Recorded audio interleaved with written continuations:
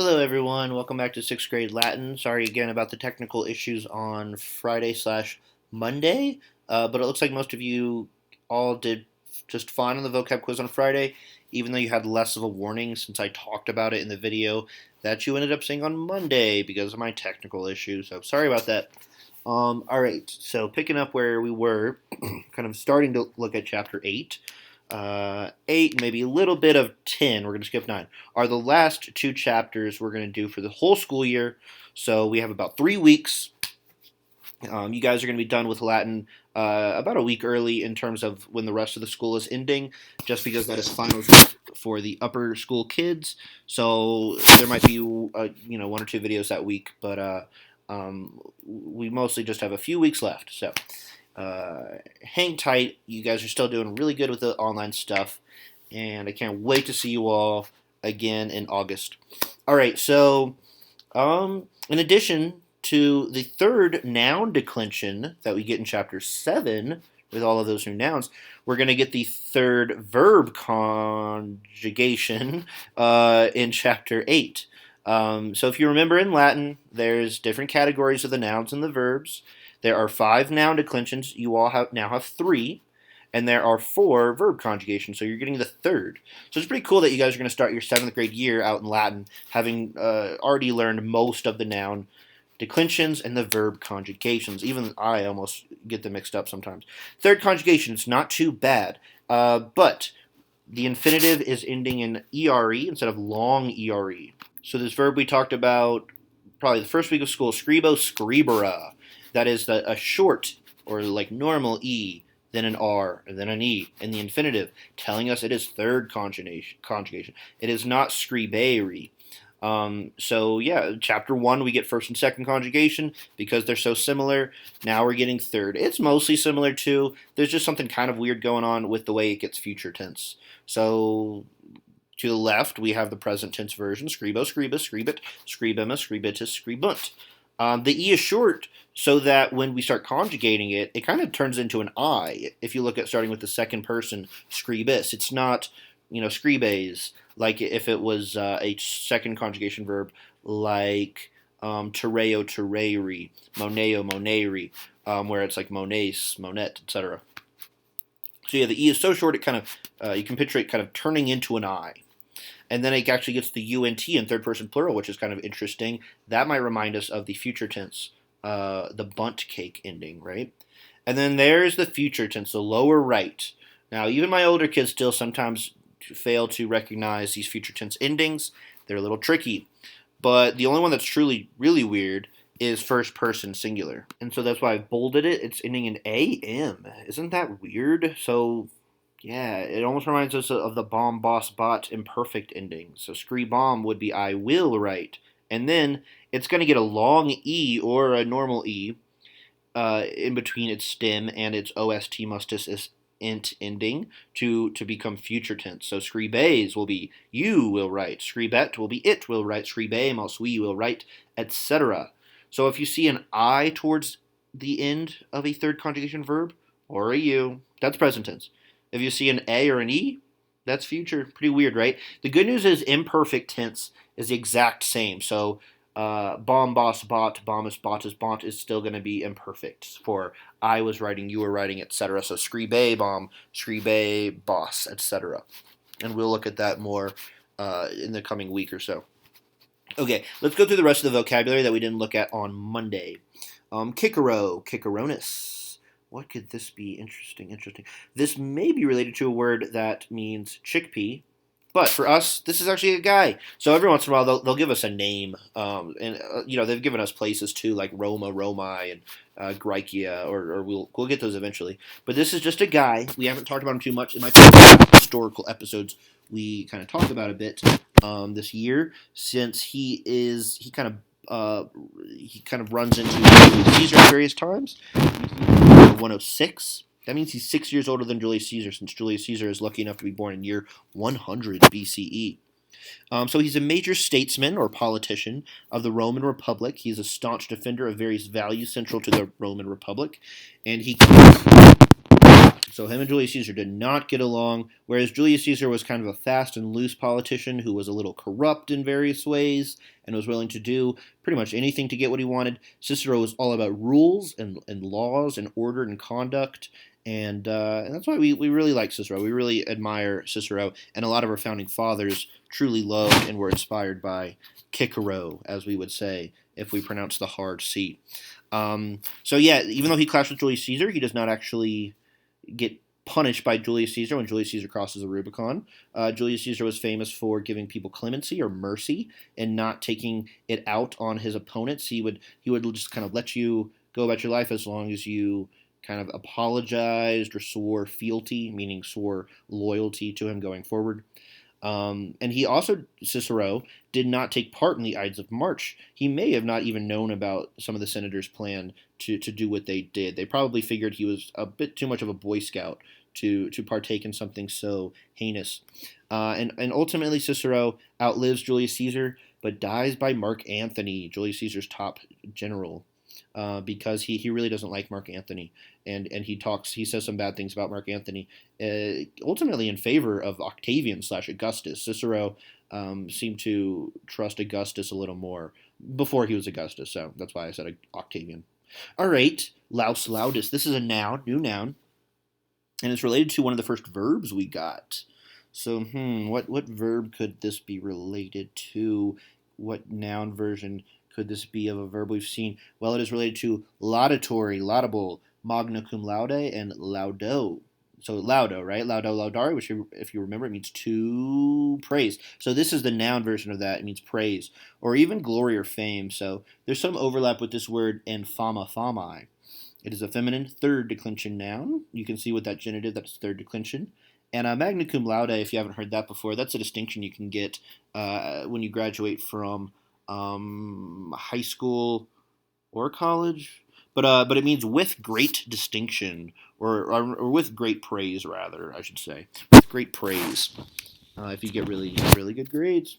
Ratio, rationis, another feminine third declension noun. What could this mean?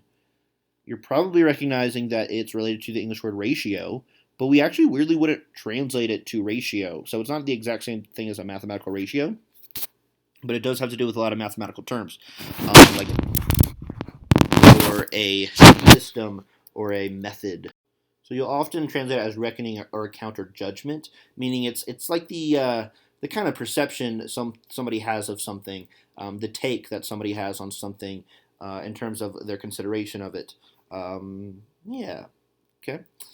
Doom. So we have that word tomb, which means then, and now we have doom, which means while. Usually just translate that as while. We have a new preposition, which is always exciting, and this is add, A-D, and that is a preposition that takes an accusative. So we now have 3 prepositions that take an accusative, and that includes propter, post, and add. So propter on account of, post after, and add, which is our new one, which means to. Not to the number, not T-O-O, the adverb, but to as in you're just going to a place. So usually the object of this preposition will be a place like Rome, to Romam, ad Romam. Yeah. Okay. So halfway between next year, we will find that we have just as many prepositions that take accusatives as we do prepositions that take ablatives. So it's good to start keeping track of them now so it doesn't become overwhelming later when we find ourselves with more than 10 prepositions, several of which, beyond just these 3, are taking. We have a second preposition. I love prepositions, right? X, or every once in a while it's shortened to A, which is just a long E all by itself. And that means from. So this is from a place, this is to a place. And this one takes an ablative. So this one goes along with cum, with, sine, without, in or on, day, from or about, and X now is our new one. Also, I guess maybe we haven't gotten it yet, but in can actually take an accusative, and when it does, it'll be in to instead of in or on. All right, numquam is an adverb that means never. So just like we use non to negate a verb so that something is not doing a verb. Numquam is like a leveled up version of non, and that this would lead to somebody never verbing. So that's pretty easy to translate. Tommen is nevertheless. So I think they give these to us at the same time to kind of throw us off. Nevertheless is a very different kind of thing than never. It's a conjunction for one thing. This is a conjunction along with et and said and see. Okay, and then we have a bunch of verbs, and of course, most of them are third conjugation, since that is the point of this chapter. So, ago agra. This is the worst verb we'll ever get, because it can mean like 7 different things that are all very distinct and have barely anything to do with one another. So it can mean to drive, or to lead, or to do or act, or to pass or spin, or to give. So it is mostly going to be do or act, I'd say, most of the time. But if the object of this verb happens to be a period of time, it can be pass or spend, like you pass time or you spend a life. Drive, that's pretty rare. And it can be give when the object is gratias, which means thanks, as in like gratitude. So yeah, crazy verb. I always feel bad for my Latin students when they have to meet this guy, because it's a crazy one. You just have to use context clues to figure out what it's going to be. Demonstro, demonstrare. This one's not bad, and it's actually first conjugation, so they're still going to give us first and second conjugation verbs. I bet you guys can guess what English word or verb we get from this. Demonstro. Not monstro, like the monster whale in Pinocchio, but demonstrate. So we could translate this as to point out or to show, or even demonstrate is okay, but we more just get that word from this. And point out or show is probably the way you want to get this. And we also get disco discora. So disco discora is third conjugation.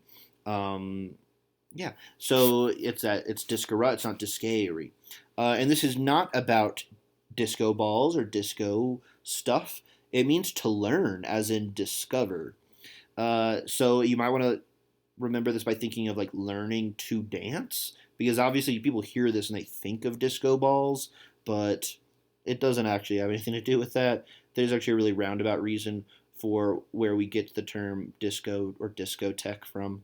Dokeo dokeri means to teach.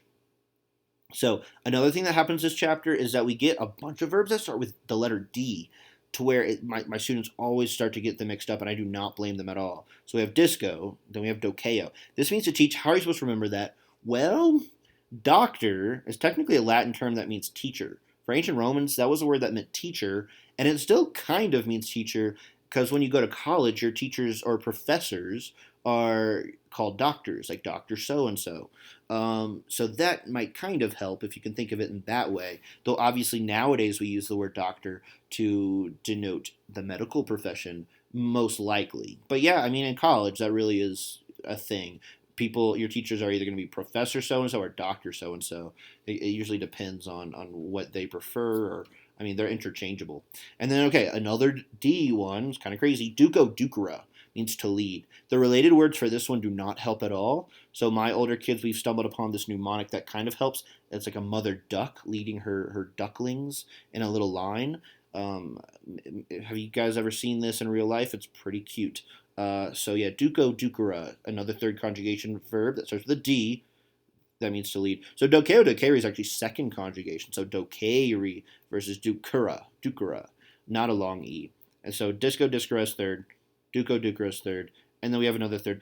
Gero gerera means to carry or to conduct or to wage. We tend to see this with the object war, as in like wage war or carry out war. Winko winkera means to conquer. And then we have 2 more. Trahu trahara means to draw or drag or derive. And we get the word tractor from that. Yeah. So now that we have the verb winkera, we can talk about this phrase that Julius Caesar is known for. That almost everybody has heard this phrase. They might not necessarily know that it's coming from Julius Caesar, but your parents, most people have heard this phrase. And that is Wene Wiki. And that is I came, I saw, I conquered. So Wene, Weedy, and Wiki. And those are from Winio, Winire, which means to come. which we don't have yet. So, but now we have 2 out of 3 of these. Weedy is the perfect tense version of Wideo Wideri, to like see, like visualize. And then Wiki is the perfect tense version of Winka Winkera. You might be wondering, wait, what is the perfect tense? What are these forms? How is this first person singular? Hold that thought, and I will answer in August when we get something called the perfect tense.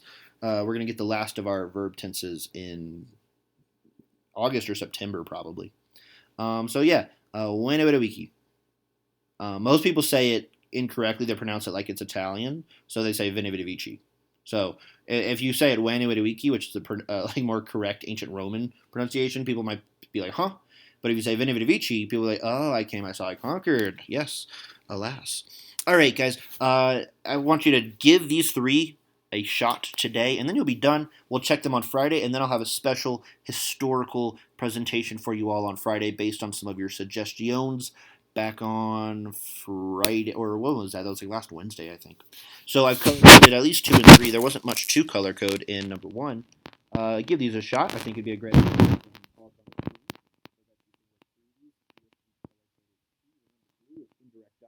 Is direct object.